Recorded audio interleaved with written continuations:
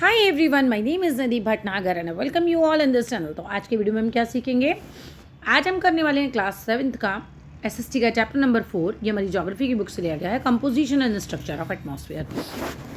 तो चलो without delay अपनी वीडियो को शुरू करते हैं। All credit goes to writer as well as the publisher. The blanket of air that surrounds the earth is called atmosphere. देखो एटमॉस्फेयर क्या होता है, बेसिकली ये तुम्हारी अर्थ है, ठीक है। इस अर्थ पे किसी ने कंबल उड़ा रखे हैं एक के ऊपर एक। ये जो लेयर्स हैं ना, ये सारी की सारी किसकी लेयर्स हैं, ये एटमॉस्फेयर की एयर लेयर हैं, ठीक है। तो द ब्लैंकेट ऑफ एयर, ये ब्लैंकेट किस चीज़ के, ये हवा के ब्लैंकेट है। दैट सराउंड्स द अर्थ, जिन्होंने अर्थ को सराउंड कर रखा है, घेर रखा है, और इसी को हम एटमॉस्फेयर बोलते हैं। Do you know what keeps the atmosphere at its place, कि do you know what keeps मतलब क्या चीज़ें रखती हैं एटमॉस्फेयर को किसी प्लेस के, कैसे बनता है। The atmosphere is held around the earth, किस वजह से होता है, due to the earth's gravitational pull. अब क्या होता है, अर्थ का एटमॉस्फेयर क्यों रहता है, बेसिकली एटमॉस्फेयर है क्यों अर्थ पे, धरती हर चीज़ को अपनी तरफ खींच रही है। तो ये जो एटमॉस्फेयर की लेयर्स है ना, तभी तो ये उड़ उड़ के दूर नहीं जा रही इससे। ये अर्थ जो है ये एक प्रेशर लगा रही है, एक ग्रेविटेशनल पुल लगा रही है, इसीलिए अपनी जगह पर विद्यमान है। अगर ये पुल ना लगाए ना तो ये सारी लेयर्स उड़ जाएंगी और पूरा स्पेस में सब चली जाएंगी और तुम्हारे अर्थ पे कोई भी एटमॉस्फेयर नहीं रहेगा। तो ग्रेविटेशनल पुल के कारण ही जो है अर्थ का जो एटमॉस्फेयर है वो बना हुआ है, ठीक है। आगे आओ। The condition of the atmosphere at a particular place determine करता है what type of weather and climate it has. देखो भाई, किसी भी जगह का कंडीशन कैसी है, एटमॉस्फेयर कैसा है किसी पर्टिकुलर प्लेस का, वो बताता है, वो डिटरमाइन करता है, वो निश्चित करता है कि भाई वहाँ का वेदर कैसा है और क्लाइमेट कैसा है। वेदर क्या होता है, जो मौसम रोज़ बदलता रहता है उसे वेदर कहते हैं। जैसे अभी धूप निकल रही है तो थोड़ी देर बाद वेदर में क्या होगा, बारिश होगी, वेदर चेंज हो गया। फिर थोड़ी देर बाद क्या, फिर से धूप निकल आई, फिर वेदर चेंज हो गया। लेकिन क्लाइमेट कैसा रहता है, जैसे हम बोले माउंटेन ठंडे ही रहते हैं, तो मतलब वहाँ का क्लाइमेट जो है वो ठंडा है। बेसिकली एवरेज वेदर कंडीशंस को क्लाइमेट कहते हैं। So changes in these conditions bring about changes in the weather and climate. अब जैसे जैसे चेंजेस होते जाते हैं कंडीशंस में, वैसे ही वो कह रहे हैं कि क्या हो जाता है, बदलता जाता है किसी भी जगह का क्लाइमेट। तो फिर से वापस पढ़ो। The condition of the atmosphere, जो भी कंडीशंस होती हैं एटमॉस्फेयर के एक पर्टिकुलर प्लेस के, वो डिटरमाइन करती है कि वहाँ पे किस तरीके का वेदर है और किस तरीके का क्लाइमेट है। इट हैज़, ठीक है, चेंजेस इन दीज कंडीशंस, और इन कंडीशंस में जब बदलाव आता है तो वहाँ के चेंजेस आते हैं, वहाँ के वेदर में और वहाँ के क्लाइमेट में भी बदलाव आते हैं। These changes affect our lives too, ये चेंजेस हमारे जीवन को प्रभावित भी करते हैं। डिस्कस इन क्लास में डिस्कस करो about how weather and climatic change affect the life style of a people. तो अब हमें ये बताना है कि किस तरीके से भाई किसी भी जगह के जो हैं क्लाइमेट वगैरह और वेदर जो हैं वो प्रभाव डालते हैं हमारी लाइफ स्टाइल पर। कंपोजिशन ऑफ एटमॉस्फेयर, किस चीज़ से मिलकर बना है atmosphere. The atmosphere consist of a mixture of gases. Basically देखो एटमॉस्फेयर में ना अलग अलग गैसेज हैं, ये मिक्सचर ऑफ गैसेज है हमारा एटमॉस्फेयर। ये जो अर्थ के आजू बाजू ये हवा की लेयर्स मैंने तुम्हें बताई है ना, ये क्या है, ये मिक्सचर ऑफ गैसेज हैं। और इसके अलावा इसमें क्या है, वाटर वेपर है, डस्ट पार्टिकल्स हैं, पॉलन ग्रेन्स जो फूलों में से निकलते हैं ना वो हैं, और बहुत सारी इम्प्योरिटीज़ हैं, जैसे स्मोक भी है, सॉल्ट्स हैं एंड अदर केमिकल्स भी, जो कि प्रेजेंट होते हैं इन वेरिंग क्वांटिटीज़ में, अलग अलग क्वांटिटी में हमारे एटमॉस्फेयर में प्रेजेंट होते हैं। जो मेन कॉन्स्टिट्यूएंट गैसेज हैं, जिसके अंदर मेन गैसेज हैं ना हमारे एटमॉस्फेयर में, वो है नाइट्रोजन जो कि 78% है, ऑक्सीजन जो कि 21% है, और रिमेनिंग जो 1% है ना वो गैसेस बनी हुई है carbon dioxide, argon, hydrogen, helium, ozone. बाकी मेन के अलावा 1% में ये गैसेस भी आती हैं। स्ट्रक्चर ऑफ द एटमॉस्फेयर कैसा है, द एटमॉस्फेयर एक्सटेंड्स मतलब फैला हुआ है approximately up to 1600 kilometre above the surface of the earth. अब हमारी अर्थ से 1600 किलोमीटर तक ये वाला जो है पूरा ये एटमॉस्फेयर फैला हुआ है, ठीक है। इतनी दूरी तक ये लेयर्स जो हैं फैली हुई हैं। The density of atmosphere is maximum near the earth surface. Density होती है घनत्व, कितना घना है एटमॉस्फेयर, वो सबसे ज़्यादा कहाँ पर है, मैक्सिमम है हमारे अर्थ की तरफ, ठीक है। दिस इज़ सो बिकॉज, ऐसा इसलिए होता है क्योंकि ग्रेविटेशनल पुल यहाँ पर स्ट्रॉन्ग होगा, जितना धरती के पास है हवा की लेयर उसका घनत्व ज़्यादा है। क्यों, क्योंकि अर्थ उसे अपनी तरफ खींच रही है, वो उसको दूर जाने नहीं दे रही है। तो ग्रेविटेशनल पुल यहाँ स्ट्रॉन्ग है, इसीलिए एटमॉस्फेयर की डेंसिटी भी अर्थ के पास ज़्यादा होती है, ठीक है। So because of the gravitational pull it is strong near the surface and upper layers of the atmosphere rest upon the lower layers, ठीक है, लोअर लेयर्स के मुकाबले। Thus about 50% of the total mass of the atmosphere lies within the height of 6 kilometre from the earth surface. होता क्या है, earth surface से 6 kilometre तक सबसे ज़्यादा घनत्व रहेगा। 50% जो पूरा का पूरा है ना एटमॉस्फेयर का घनत्व, उसमें सबसे ज़्यादा हम ये कहते हैं कि यहाँ पर सबसे ज़्यादा है, 6 किलोमीटर में सबसे ज़्यादा है। From the earth surface and about 99% लाई करता है with in the height of 32 kilometre. अब 6 किलोमीटर तक सबसे ज़्यादा और 32 तक तो समझ लो 32 किलोमीटर तक तो 99% आ गया ये चीज़, ठीक है। और as we move further away the air becomes thinner, तो जितनी ज़्यादा मतलब जितने दूर जाओगे तुम उतना थिनर पतली होती चली जाएगी, एयर घनत्व कम होता चला जाएगा उसका। जितनी पास है एयर उतनी ज़्यादा घनी होती है। The atmosphere is divided into 5 layers, atmosphere को 5 लेयर्स में डिवाइड किया जाता है बेस्ड ऑन द कॉम्पोजिशन, कि भाई उसमें क्या क्या है, कि टेम्परेचर कैसा है, अनदर प्रॉपर्टीज़ के हिसाब से। स्टार्टिंग करें अगर हम from the surface of the अर्थ, बिल्कुल अर्थ के पास से, तो पहली लेयर इज स्ट्रेटोस्फियर है, ट्रोपोस्फियर सॉरी, फिर स्ट्रेटोस्फियर, फिर मेसोस्फियर की लेयर आ रही है, एंड इस तरीके से सोन ये लेयर्स चालू होती हैं, एक्सोस्फियर आ जाएगी। तो दीज लेयर वरी करती हैं भाई इन थिकनेस, कौन कितनी मोटी है अलग होता है, मतलब कौन कितनी दूर तक फैली हुई है basically. This is the lowest layer of the atmosphere. जैसे अर्थ के बाद ना सबसे पहली लेयर जो आई वो ट्रोपोस्फियर आई, वो कौन सी आई, ट्रोपोस्फियर आई, तो ये हमारी लोएस्ट लेयर हो गई। ये कहाँ तक फैली हुई है, 8 किलोमीटर तक फैली हुई है, अर्थ से 8 किलोमीटर तक ये लेयर फैली हुई है। एट द पोल्स और अबाउट 18 किलोमीटर तक फैली हुई है इक्वेटर से। अगर मैं अर्थ का, ये पूरा अर्थ है, ये इक्वेटर से देखो तो 18 किलोमीटर, और अगर पोल्स बिल्कुल यहाँ से ही दूरी देखो तो ये दूरी कितनी आ गई, ये दूरी आ गई हमारी 8 किलोमीटर की, यानी कि यहाँ तक की ये दूरी पोल्स तक इक्वेटर से 10 किलोमीटर की दूरी हो गई। ऐसे इतना ही फैला हुआ है। The scientific study of the process and the physical phenomena taking place in the earth atmosphere, जिसको हम मीट्रियोलॉजी बोलते हैं। मीट्रियोलॉजी मतलब एक सब्जेक्ट एक तरीके से जिसमें हम ये पढ़ते हैं इनके बारे में, अर्थ के एटमॉस्फेयर वगैरह के बारे में। और जो मीट्रियोलॉजिस्ट होते हैं ना वो स्टडी करते हैं इन लेयर्स के बारे में एटमॉस्फेयर की, वेयर द वेदर कंडीशंस जो है उन पर प्रभाव पड़ता है, जो प्रभाव डालती हैं अर्थ के सरफेस पर, एंड आर जनरेट होती हैं, that is the troposphere and stratosphere में टू दी फोरकास्ट वेदर। और इसकी वजह से क्या होता है, हम वेदर का फोरकास्ट कर पाते हैं कि भाई आज वेदर ऐसा रहेगा वैसा रहेगा। अब हम ट्रोपोस्फियर की बात कर रहे थे। इट इज़ द डेंसेस्ट, मतलब बहुत ज़्यादा घनी होते हैं ये, बहुत ज़्यादा ही डेंस है। हमने कहा ना अर्थ के पास जितनी लेयर होगी वो उतनी ज़्यादा घनी होगी, तो ट्रोपोस्फियर सबसे पहली हो तो सबसे ज़्यादा घनी है। अब क्या होता है इसके अंदर, घनी क्या है, क्या चीज़ है इसके अंदर, इतनी डस्ट पार्टिकल्स हैं, वाटर वेपर हैं, अदर इम्प्योरिटीज़ है, सब पाई जाती हैं इस लेयर में। ऑल वेदर फिनोमिना, चाहे क्लाउड्स बनने हो, चाहे फॉग बनना हो, चाहे रेनफॉल होनी हो, स्नोफॉल होना हो, स्ट्रोम्स आने हो, लाइटनिंग होनी हो, वो सब इसी में ही होता है। इन दिस लेयर जो टेम्परेचर ऑफ द एयर है वो कम हो जाता है और बढ़ता है, डिक्रीज़ होता है, डिक्रीज़ हो जाता है, इंक्रीज़ इन हाइट। जैसे जैसे आप हाइट पे बढ़ते जाओगे ना, ऊंचाई पे जाते जाओगे तो क्या होगा, टेम्परेचर कम होता जाएगा, आपको ठंड लगेगी, ठीक है। और at the rate of 1 degree Celsius to every 165 में इतना घटता चला जाएगा टेम्परेचर। मतलब अगर आप 165 मीटर ऊपर चढ़े तो 1 डिग्री का टेम्परेचर का अंतर आया, फिर 165 मीटर चले तो 2 डिग्री का, फिर 165 और आगे चले, इस तरीके से। This is called normal lapse rate of temperature, इसे हम नॉर्मल लैप्स रेट कहते हैं टेम्परेचर का।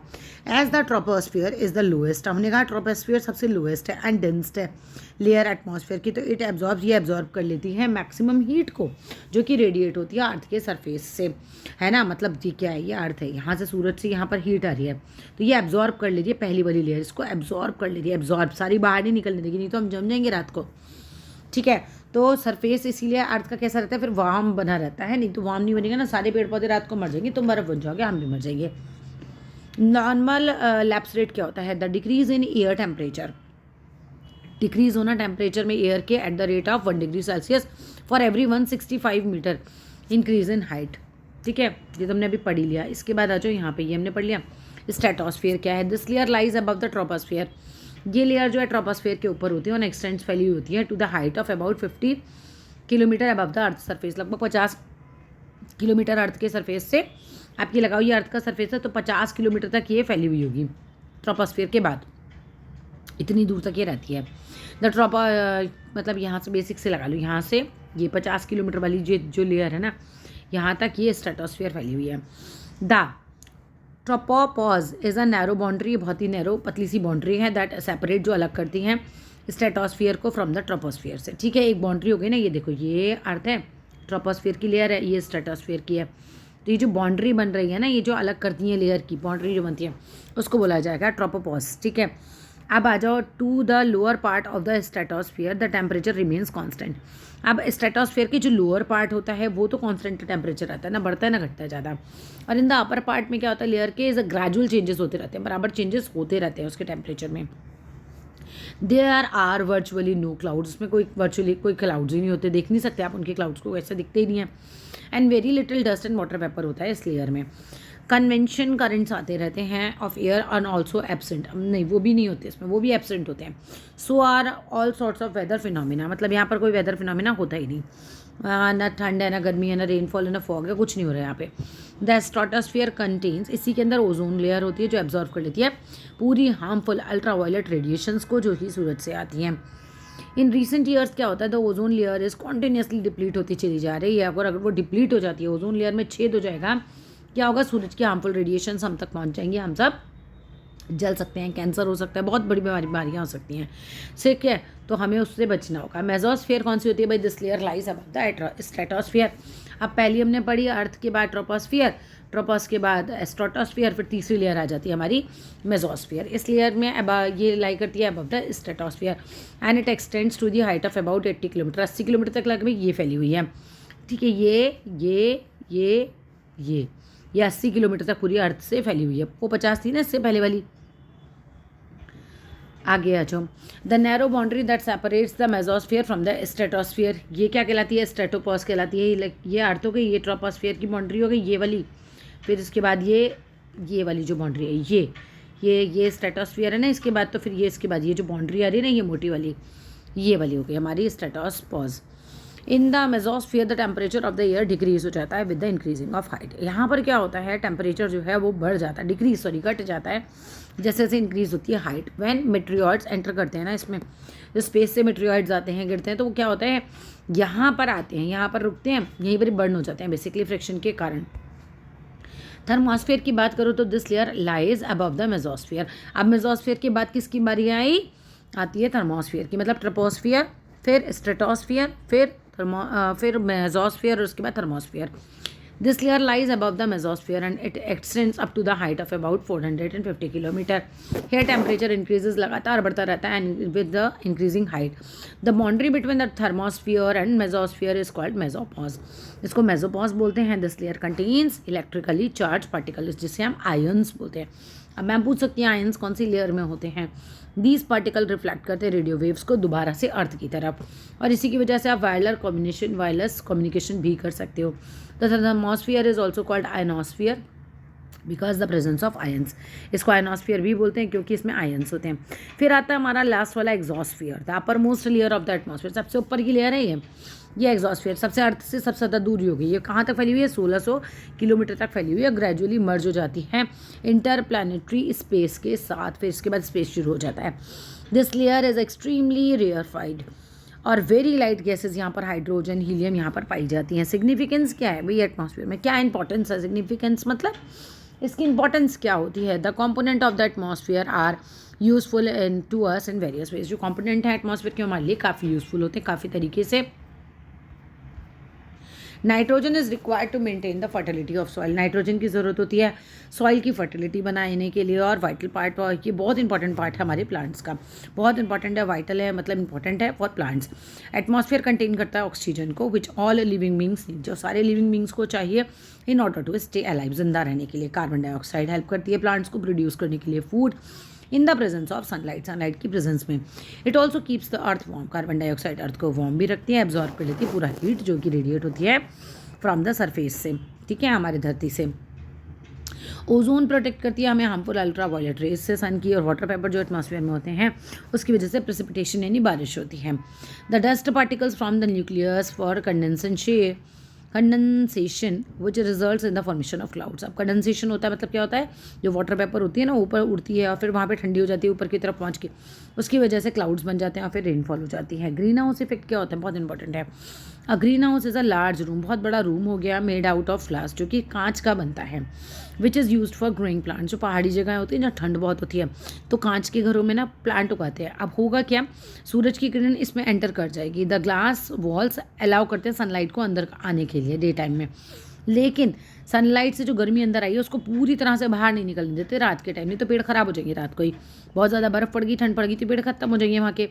तो डे टाइम में क्या होता है, प्रिवेंट करती है the heat to escape at night, और डे टाइम में आने देगी अंदर गर्मी, रात को गर्मी बाहर नहीं जाने देगी। The heat thus gets trapped within the greenhouse, तो हीट इसमें फंस जाती है, ट्रैप हो जाती है। ये बहुत यूज़फुल है हमारे ग्रो करने के लिए प्लांट्स को कोल्ड प्लेसेस में। Green house effect is the effect जो कि प्रोड्यूस किया जाता है carbon dioxide and water vapour के द्वारा इन द अपर एटमॉस्फेयर में, विच रेजेज द एटमॉस्फेरिक टेम्परेचर, जिसकी वजह से एटमॉस्फेयर का टेम्परेचर बढ़ जाता है बाय ट्रैपिंग द हीट जो भी आ रही है, रेडिएट हो रही है अर्थ के सरफेस पे। सूरज से अर्थ के सरफेस पे जो भी हीट आ रही है उसको एब्जॉर्ब करना, उसको रोक के रखना, उसको बाहर जाने नहीं देना, ऐसा समझ लो।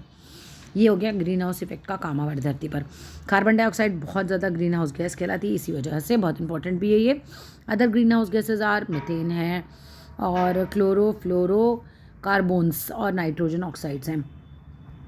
इन रिसेंट डिकेट्स अगर 10 सालों की बात करें तो amount of green house gases जो कि प्रेजेंट है in the atmosphere has increase, वो काफ़ी बढ़ गई हैं due to the burning of fossil fuels, क्योंकि लोग जो है लकड़ी वगैरह बहुत जला रहे हैं, पेट्रोल जला रहे हैं, डीजल जला रहे हैं, फैक्ट्री इमिशन बहुत ज़्यादा उनसे धुआं उठ रहा है। This has resulted in the increase in the average temperature on the earth, और अर्थ का टेम्परेचर एवरेज बढ़ता चला जा रहा है, गर्मी बढ़ती जा रही है। इस फिनोमिना को ही हम ग्लोबल वार्मिंग कहते हैं, और इसकी वजह से क्या हो रहा है, ग्लेशियर्स पिघलते चले जा रहे हैं, सी लेवल बढ़ जा रहा है, क्योंकि जब ग्लेशियर्स पिघलेंगे तो पानी कहाँ आएगा, सी में आएगा। इस तरीके से क्या हो रहा है, द अमाउंट ऑफ रेनफॉल वो भी चेंज हो रहा है, और in the agricultural yields. That's all. यहाँ पर क्या स्मोक निकल रही है चिमनी से, इससे एयर पॉल्यूशन दिखा रखा है। और वाई डू माउंटेनियर्स कैली करते हैं ऑक्सीजन को, क्योंकि ऊपर हवा का दबाव कम हो जाता है और ऑक्सीजन जो है एक तरीके से हमें कम पड़ती है ऊपर, जितना आप ऊपर जाओगे ना आपको ऑक्सीजन कम मिलेगी। That's all in this video, thank you.